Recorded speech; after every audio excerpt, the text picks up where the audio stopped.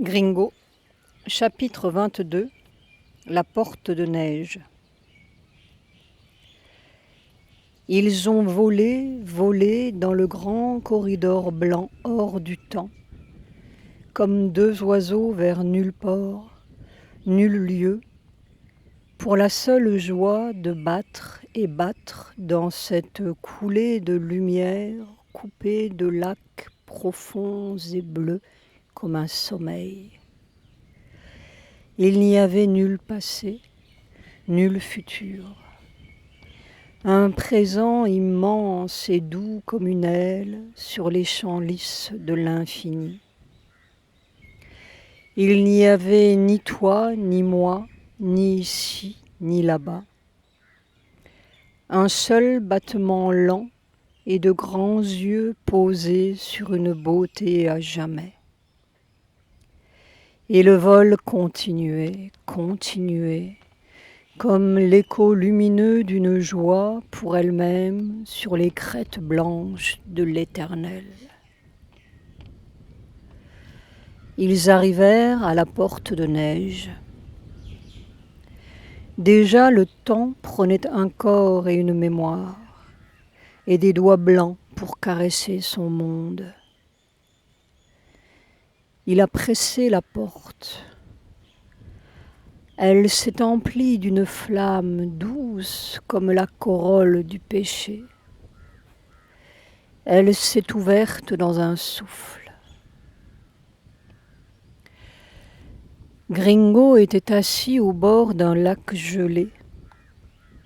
Il était immobile et tranquille comme les brumes du matin qui se perdaient dans les roseaux. Il était là depuis des aurores et des aurores peut-être. Il regardait. Il regardait le songe au fond de ses yeux, ou la nacre du matin qui glissait entre les roseaux droits, tandis que les brumes se levaient. Et le lac, comme un grand coquillage de lumière pris aux mailles de la nuit. Un jar s'est mis à crier derrière les roseaux. Son cri se perdait loin, loin, dans un marais d'ombre déchiré de rayons blancs, ou là-bas, peut-être, au fond de son cœur, comme une mémoire aiguë prise dans un gel de silence. Quelque chose a commencé à vibrer en lui. Il s'éveillait au temps et aux souvenirs, comme une première blessure sur des neiges refermées, ou comme un premier sillage frémissant de la joie de vivre. Et l'aurore éclata de mille feux, semant un poudroiement d'or sur les lambeaux de nuit et découvrant les îles vertes des roseaux parmi les nappes gelées. Où est-elle ? Pensa-t-il. Car le temps, c'était toujours quelque chose qui n'est pas là. Instantanément, Rani est apparue en haut des marches qui descendaient au lac. Elle était emmitouflée dans une grosse fourrure aux poils bouclés, avec une petite toque d'hermine qui laissait juste passer ses joues rondes et de grands yeux fendus dans un rire. Elle tenait une brassée de feuilles de bouleau sous le bras. « Je vais nourrir Chaco. Tu viens dans la forêt ?»« Petite reine, dit-il en montant les marches, tu ne te souviens pas ? » « De quoi ? » ?»« Je ne sais pas. Tu ne te souviens pas ? » ?»« Tu es bizarre, Gringo. Le soleil est beau aujourd'hui et la neige est douce comme un duvet d'Eider. Ça sent bon le sapin. » Emma. Rani pointa le menton vers le château et instantanément, elle apparut dans la grande allée de neige bordée d'épicéas. Gringo courut vers elle. Rani gambadait comme un ourson en liesse avec sa botte de feuilles sous le bras. « Comme tu es belle !» s'écria Gringo en prenant la main de Ma. Elle avait l'âge du matin ensoleillé. Elle était si grande dans sa cape blanche. « Tu m'as appelé, petit ?» « Ma !» s'écria Rani. « On va nourrir Chako dans la forêt. Tu viens avec nous ?» Et ils partirent tous les trois, la main dans la main, elle au milieu et Gringo à sa gauche. La neige craquait doucement sous leurs pas. Le soleil trouait les sapins empoudrés, laissant tomber des colonnes d'or sur les cristaux éblouis. Ils allaient dans un silence peuplé d'odeurs. Ils avançaient à travers des jours et des jours pareils, d'une coulée d'or à une autre coulée d'or qui les embrasait soudain, comme s'ils allaient rester pris dans un rayon de soleil enchanté. Gringo laissait sa main errer dans le rayon, et puis il continuait. C'était encore un autre rayon, et l'odeur forte de la résine et la neige qui s'enfonçait dans la neige. « Ma, pourquoi ?» Et il restait là, perdu dans sa question qui n'avait pas de mots. C'était tout simplement « pourquoi ?» Et plus rien n'était enchanté. « Il veut se souvenir » dit Rani en haussant les épaules. « A-t-on idée ?» Ma, j'ai entendu le cri des jarres ce matin dans les roseaux, et c'était, je ne sais pas, quelque chose de loin, loin qui m'appelait. Ma sourit. Ses yeux étaient bleus comme le lac quand les glaces commencent à fondre. Il y avait une étincelle de moquerie dans ses yeux, ou d'amusement. Ma, c'était celle qui s'amusait toujours. Gringo, c'était celui qui ne s'amusait jamais. Il voulait le radical définitif. Mais qu'est-ce que c'était le définitif ? C'était peut-être bien cela la question. Rester pris dans la coulée d'or pour toujours et toujours. Tu veux déjà partir ? Son cœur s'est pincé soudain comme devant un abîme. Partir ? Il a regardé les sapins, Rani qui sautillait, la neige si douce et tranquille. Ma, qu'est-ce que c'est que ce cri ? Attends, je vais te montrer. Rani s'est mise à appeler « Chako, Chako !» Sa petite voix claire s'enfonçait dans le silence comme un cristal. Les grands sapins étaient si immenses avec leurs fûts violets. Gringo ne se sentait pas plus haut qu'un lutin. Puis on entendit une foulée sourde, un craquement de branches mortes. Chako, le grand renne, était là, les naseaux fumants et la ramure toute droite. Rani dansait. « Oh Chako, grand Chako, beau Chako !» Elle levait une jambe, puis une autre, puis tournait sur elle-même. Elle était parfaitement ravie. Chako aussi, bien que plus dignement. Et il brouta quelques feuilles de bouleau tendre et ils partirent tous les quatre. Ils arrivèrent près d'une source gelée au milieu de gros rochers couverts de givre. « Tu veux savoir ?» dit Ma. Gringo n'était plus si sûr. Rani caressait le col de Chako, qui dodelinait à droite, dodelinait à gauche, avec approbation. Elle se dressait de toute sa taille sur le bout de ses bottes pour lui tirer les poils. « Grand Shako, beau Shako, gentil Shako !»« Ma !» cria-t-elle. « Si je lui montais sur le dos et on galoperait, hein ?» Tu vois, elle aussi veut partir.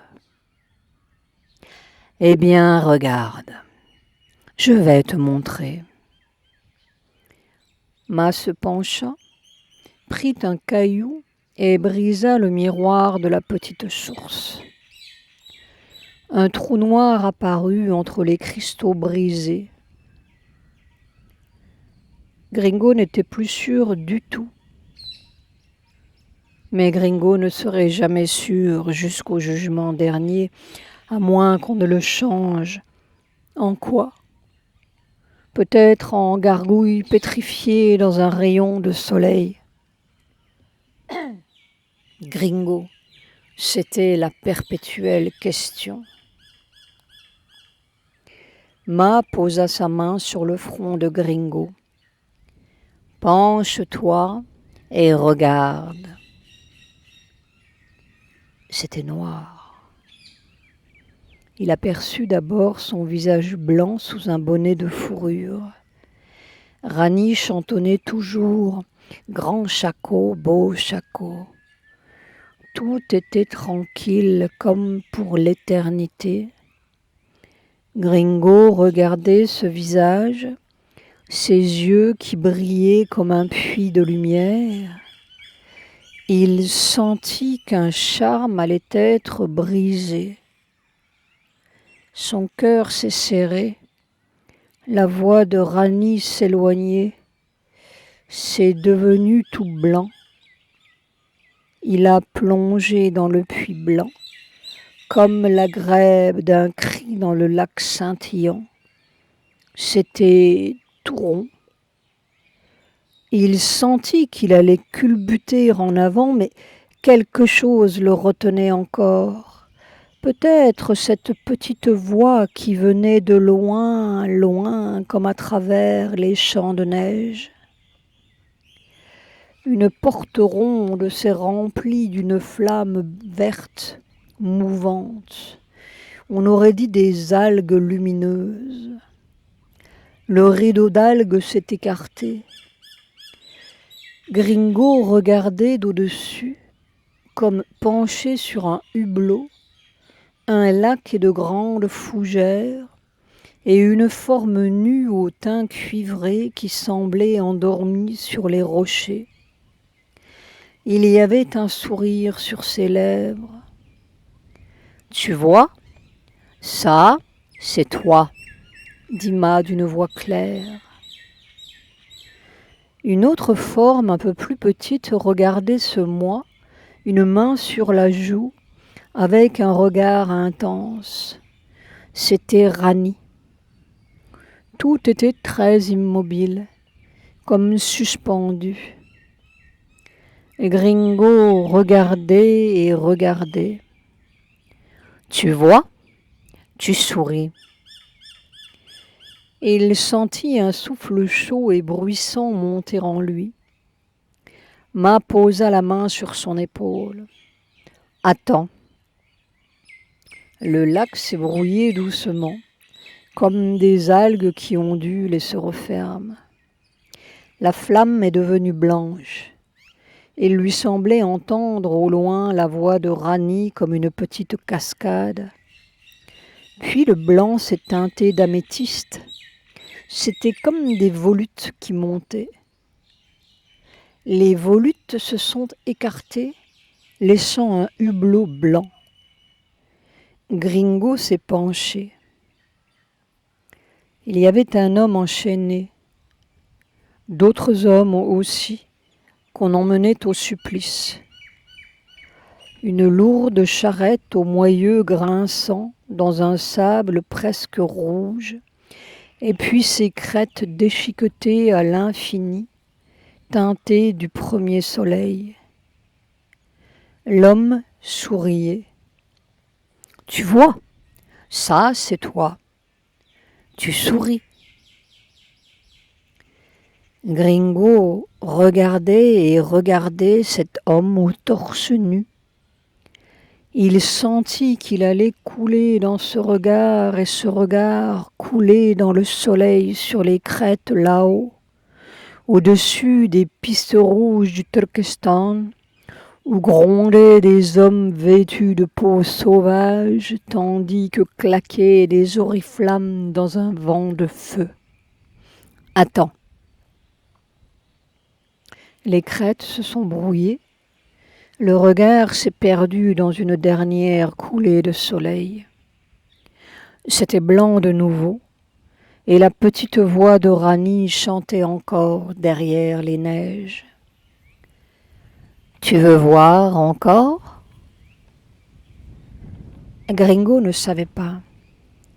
Il restait là fasciné par ce puits de neige, comme si quelque secret allait jaillir tout d'un coup. Alors le rideau de neige s'est empli d'une flamme couleur paille, presque jaune, qui s'est écartée lentement sous la pression du regard. Il y avait un homme dans une cellule de pierre, assis sur un banc, les mains jointes entre ses genoux et les yeux clos. La porte de la cellule s'est ouverte.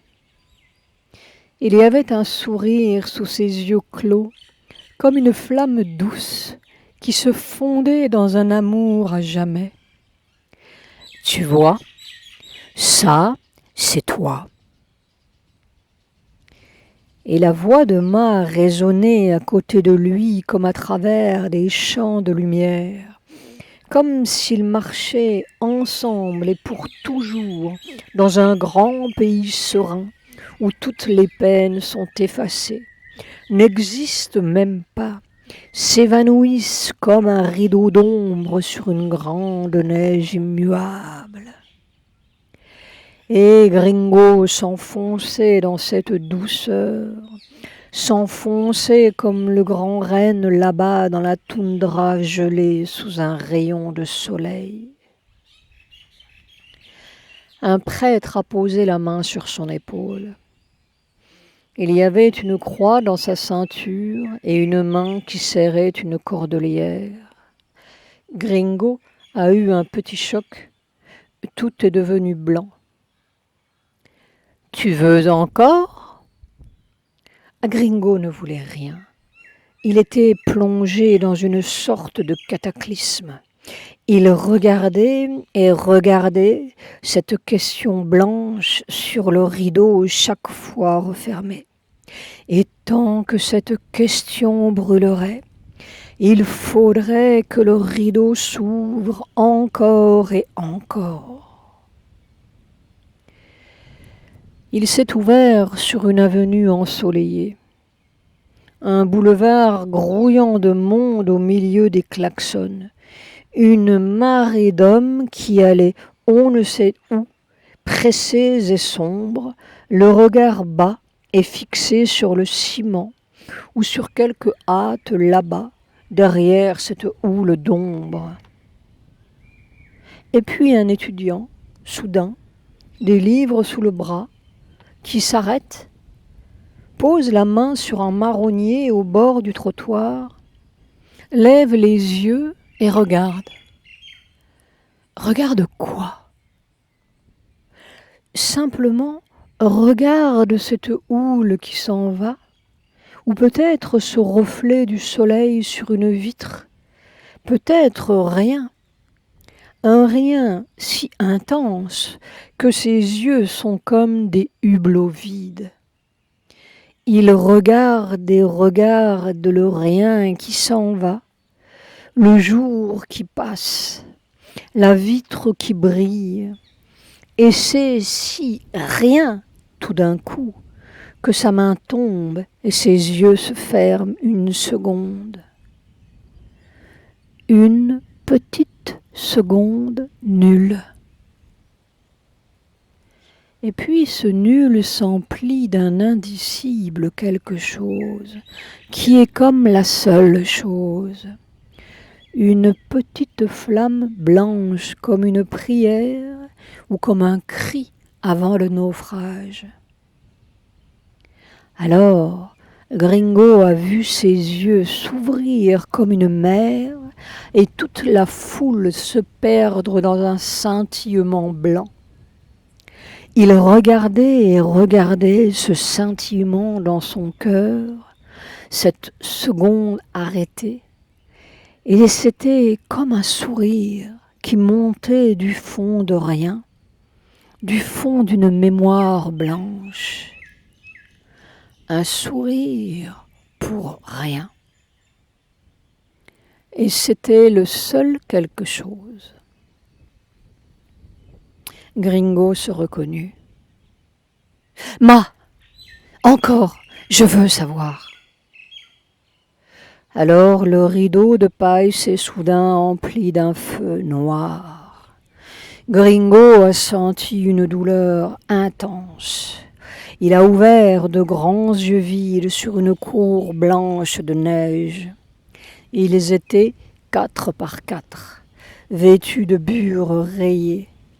Ils étaient comme des morts regardant la mort. Il y avait 2 hommes sur une petite charrette, tirés par d'autres hommes en bure rayée. Il y avait des projecteurs blancs sur la neige et des ombres. Et un adolescent qui regardait et regardait ceux-là qu'on allait pendre, qui regardait celui-même nu aux grands yeux vides, ses ombres et ses ombres comme lui-même, ce rien noir nu sous les projecteurs blancs.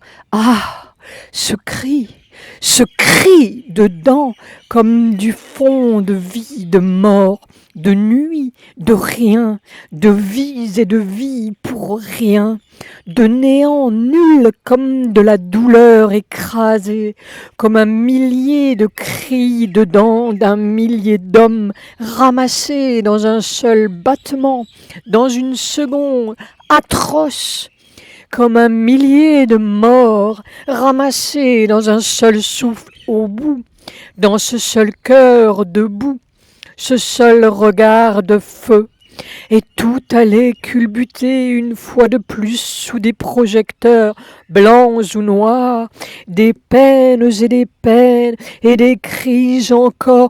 Pourquoi? Et ce pourquoi résonnait dans la nuit de neige comme la clameur de la terre entière. Alors, tout a chaviré. La nuit s'est remplie d'une flamme douce comme la corolle du péché et d'une musique au loin, comme si toutes ces morts et ces morts venaient livrer leurs chants et leurs secrets de beauté sous l'horreur, et leurs secrets d'amour sous la peine, et le secret tranquille derrière les cris. « Tu sauras, » dit-elle. Et c'était comme une promesse pour toute la terre. « Cette fois-ci » demanda-t-il. « Cette fois-ci. » Car cette fois-ci, c'était le conte de tous les contes de la terre.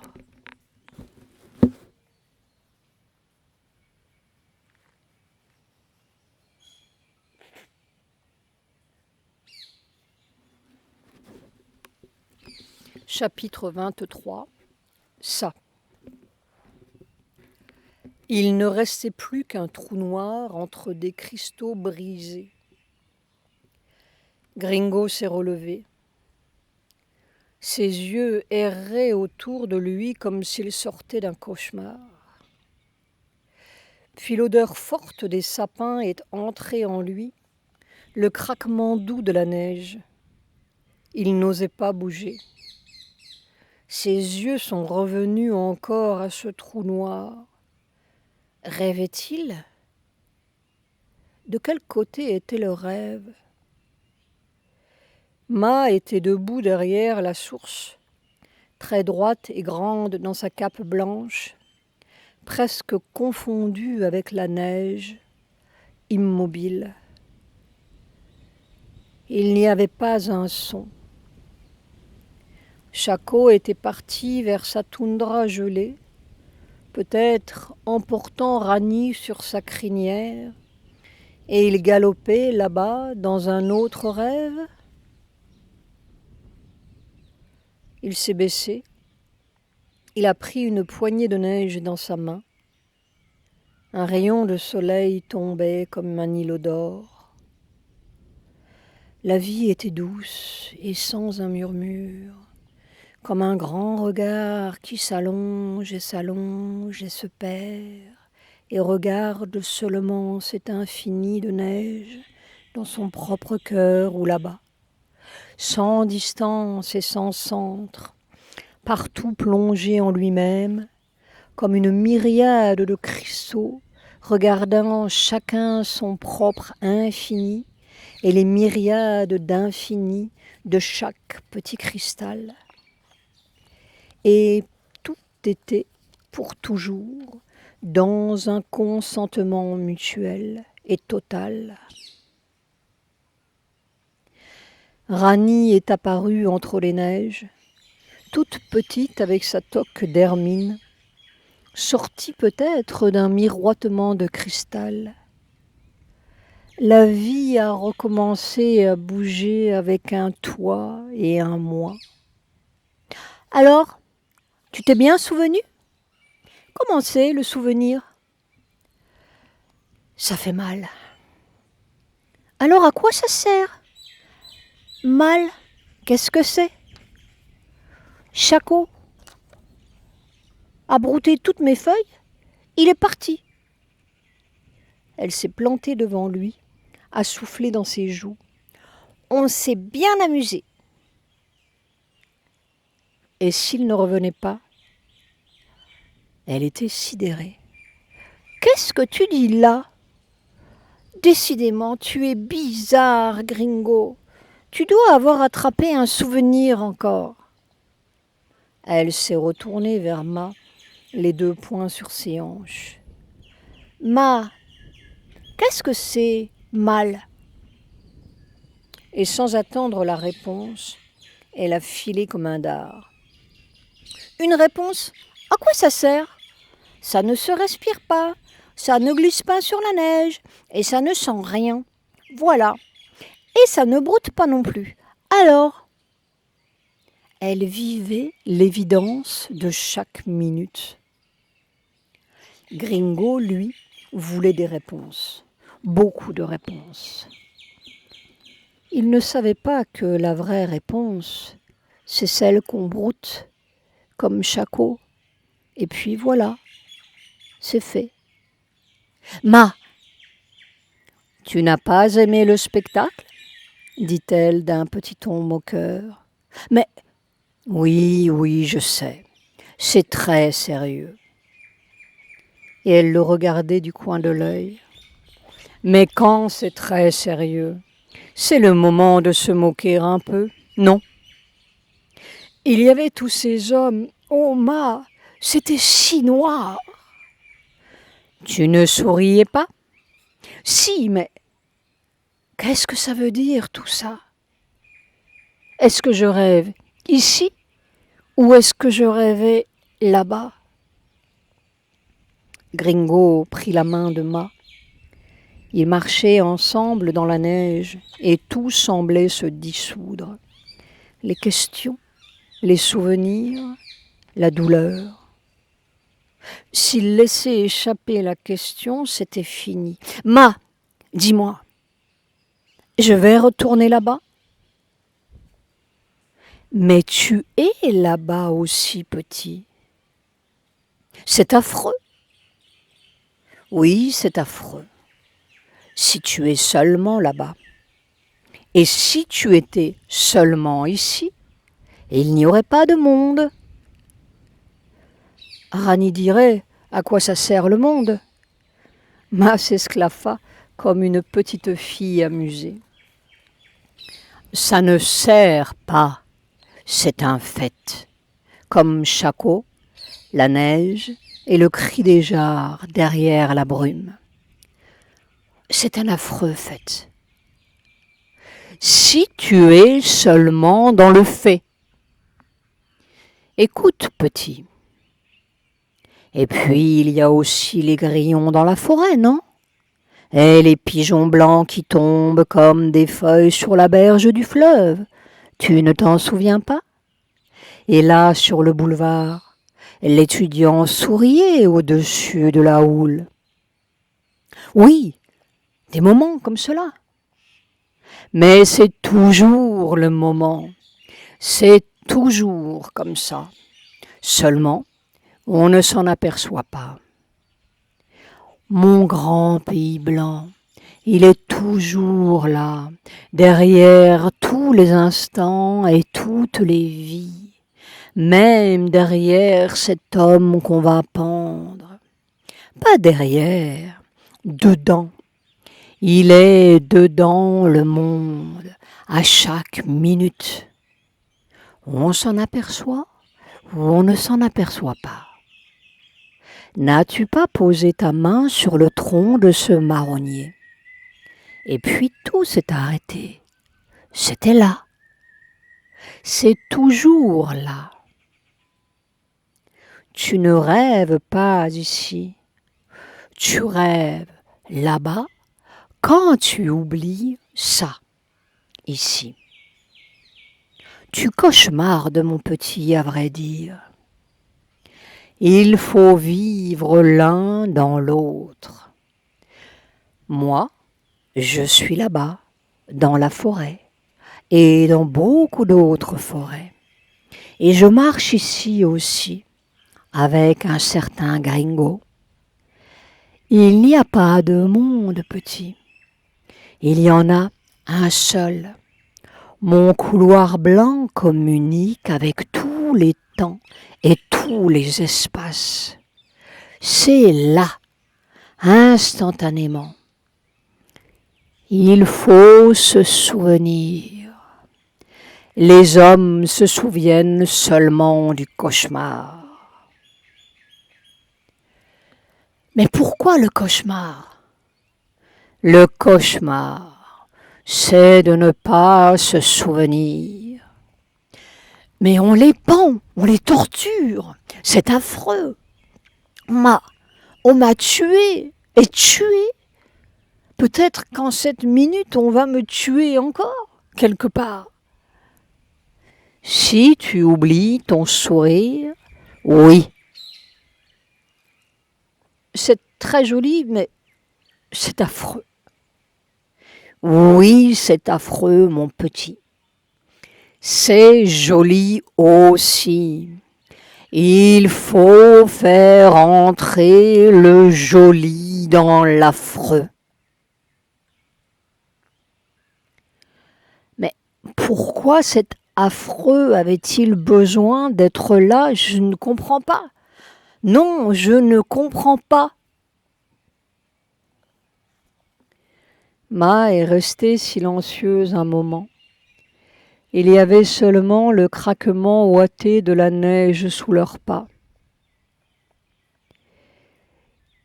Et pourquoi Leider avait-il besoin d'être poisson avant et d'être coquillage et petite algue dans un rayon de soleil? Le monde, ça bouge. Tu es entre le poisson et Leider. Un homme entre aujourd'hui et demain. Tu as dévoré aussi de jolis oiseaux. Maintenant, les hommes dévorent avec des philosophies, des religions, des ceci, des cela. Qu'est-ce que tu sais de demain? Dans la cour, sous le projecteur, c'est affreux. C'est peut-être aujourd'hui, mais c'est affreusement aujourd'hui. Mais il faut faire pousser demain dans aujourd'hui. Il faut faire pousser le pays blanc dans la vieille nuit. C'est ça, le monde. S'il n'y avait pas quelques cris, il ferait seulement pousser des asperges, mon petit. Ma, tu te moques. Non, je ne me moque pas. C'est quand je me moque que je suis le plus sérieuse. Écoute. Elle s'est arrêtée dans la neige. Elle était très droite et grande et majestueuse. Petit, il faut faire pousser la terre nouvelle. Comment?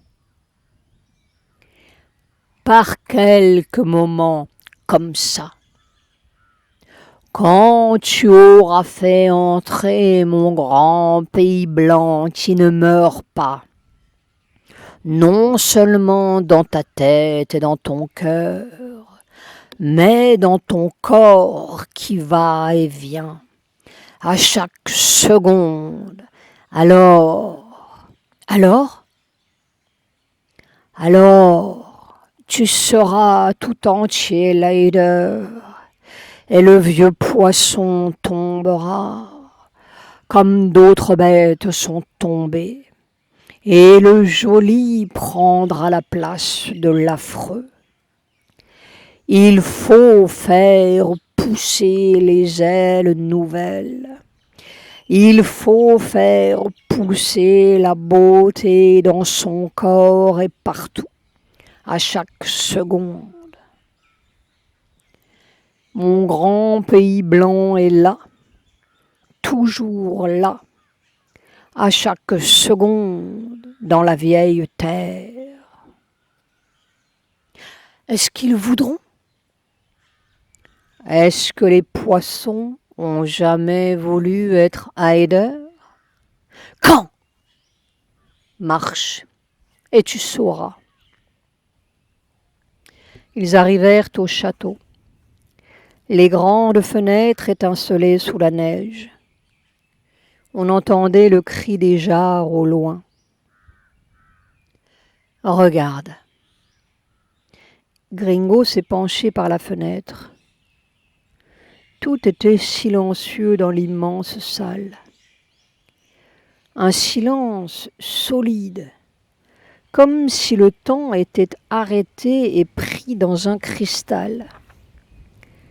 Il y avait un être là, seul, vêtu de blanc, penché sur une table. Il s'est retourné. Un instant, son regard est entré dans Gringo. Un immense regard doux. Alors tout a fondu. Les questions, les peines, et aujourd'hui et demain, ici et là, c'était ça, pur. Un moment éternel qui comblait tout.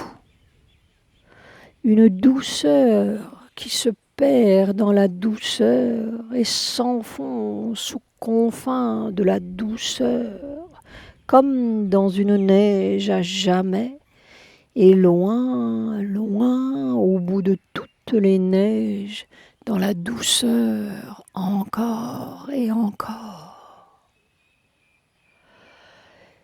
Gringo a plongé là comme la mouette dans la houle.